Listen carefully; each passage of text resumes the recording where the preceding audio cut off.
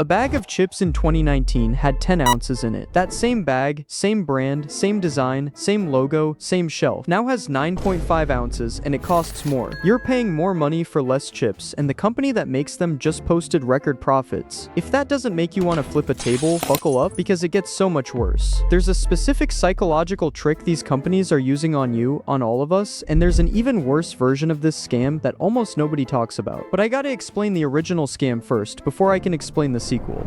So the practice is called shrinkflation, and I hate that it has a cute name because it makes it sound whimsical, like some fun little economic quirk, like something a cartoon owl would explain to you on a cereal box. It is not a fun little quirk. It is companies making their products smaller while keeping the price the same, or in many cases actually raising it, and then hoping, praying you don't notice. And the thing is, you don't notice. That's the whole point. That's the business model. See, companies figured out something about your brain a long time ago. You're extremely sensitive to price changes. If your chips go from $3.99 to $4.49, you notice instantly. You feel it in your bones. You look at that number, and something primal in your lizard brain goes, no, wrong, bad. You might switch brands, you might buy store brand, you might just stand there in the aisle, having a small existential crisis about the state of the global economy, while a toddler screams behind you, and somebody's blocking the whole aisle with their cart. The aisle of despair. We've all been there.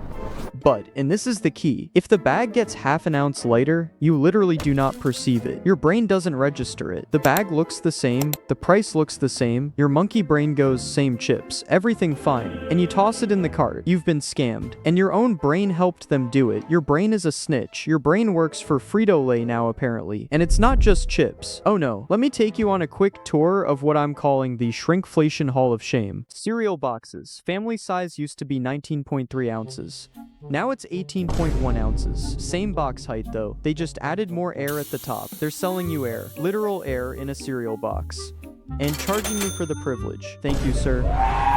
Coffee bags went from 12 ounces down to 10.5 ounces, which, okay, if you're gonna mess with people's coffee, you deserve whatever happens to you. That's not a business decision. That's a declaration of war. You don't take a person's coffee and expect there to be no consequences. That's in the Geneva Convention. I'm pretty sure. Don't fact check me on that. Pasta boxes went from 16 ounces to 14. A standard box of pasta now has 2 ounces less pasta in it. That's like 3 forkfuls. 4, enough to notice when you're standing at the stove for the 3rd week in a row going, why is there not enough pasta, and questioning your ability to cook. It's not you. It was never you. And then there's Toblerone. Oh, Toblerone. They literally widened the gaps between the chocolate triangles, same packaging, same length, same wrapper, but the chocolate peaks got further apart. Like a sad little mountain range going through continental drift, it looked like the chocolate was social distancing. I'm not even mad at that one. I'm genuinely impressed by the audacity. That takes creativity. Evil creativity, but creativity nonetheless. But wait, there's more, because these companies don't just shrink the product. They also redesign the packaging to hide the fact that it shrank. This is a whole separate layer of deception that I find personally offensive. They'll make the box taller but thinner, so it looks bigger on the shelf, but actually holds less. Classic misdirection. David Copperfield would be proud. Or they'll add a little indent on the bottom of a jar. You've seen those, right? The bottom of your peanut butter jar looks flat from the outside, but there's this big dome carved into it from below, eating up like an inch of product space. It's an architectural crime against peanut butter. Or my personal favorite. They'll redesign the label. New colors, new font, new look. Same great taste. Minus 2 ounces. What they're really saying is we changed the wrapping paper so you wouldn't notice we stole from the box, and we fall for it. Every time. Because our brains see new packaging and go, ooh, shiny, instead of,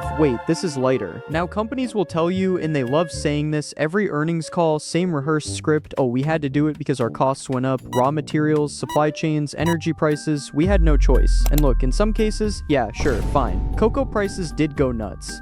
Fuel costs are up because of the whole geopolitical situation, I'll give them that. But here's what bugs me. Here's the part where I stop being funny and get a little heated for a second. A lot of these companies, not all, but a lot, posted record profits during the exact same period they were shrinking their products. Record profits, not we barely survived. Not we scraped by record, as in more money than they have ever made in the entire history of their existence as a company, while giving you less product and charging you more for it and telling you to your face that they had to do it, because costs while their shareholders pop of champagne. The math isn't mathing. The vibes are off. Something stinks. And it's not the reduced size bag of chips. There's actually a word for this, and it's greedflation. And I swear economists are the worst at naming things. Shrinkflation, greedflation, waitress stagflation. Just call it what it is, getting ripped off. We don't need a cute portmanteau for a company took your stuff and kept your money. Oh, and it gets worse. Because shrinkflation has a cousin, an evil cousin that nobody talks about. It's called skimpflation. Skimpflation is when they keep the product the same size, same weight, same volume, same everything,